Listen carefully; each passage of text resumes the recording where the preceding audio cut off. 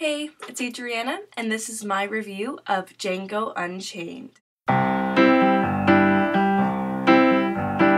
So I finally got to see this movie, which I was so excited to see for so long because I'm a huge fan of Quentin Tarantino, and everyone in the world was saying they loved it so much and that it was amazing, and so many good things I was hearing about it. And it is a really good movie, but I think I had a little bit too high of an expectation because I didn't come out loving it. Like, I was expecting it to at least be in the top 10 of the year for me, but I liked it. It's a fun, smart, clever, all around really good movie, but it just didn't, didn't make me feel that thing I thought I was going to feel coming out of it.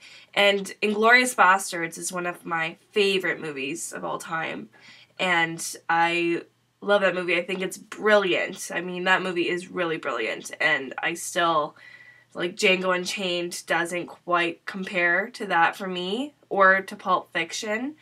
I mean, yeah, I am a Quentin Tarantino fan, but I haven't actually seen Kill Bill or Reservoir Dogs, which I really, really want to. Django. So Django Unchained, it's about a slave named Django and a dentist turned bounty killer, Dr. Schultz, played by Christoph Waltz, who was just nominated for an Oscar for this role. I love Christoph Waltz. I am so glad he made his way into mainstream American films because, or else he'd be back in Germany and no one would know about him. No one here would know about him anyway. He's such a brilliant actor, and he totally deserves this nomination. He was perfect in this role. This was such a great character too, Dr. Schultz. My favorite character in the film. Jamie Foxx, who plays Django, and basically they kind of team up. Dr. Schultz frees Django because he needs him to help him find people he needs to kill, and they become like this kind of bounty hunting team.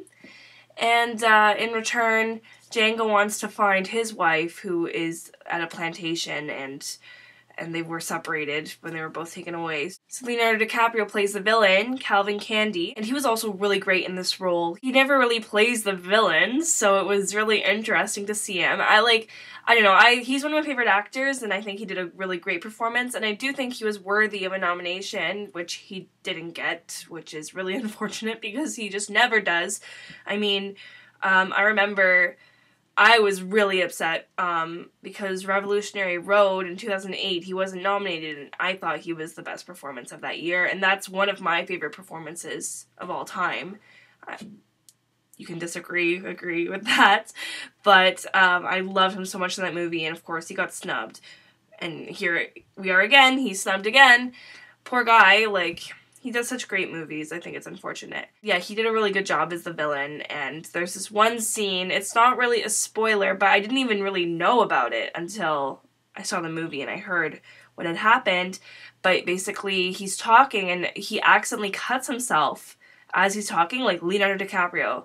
And so he's bleeding, but he just keeps going with it, and they didn't cut or anything, I guess. I don't know. I didn't really look into it, but this is what someone told me.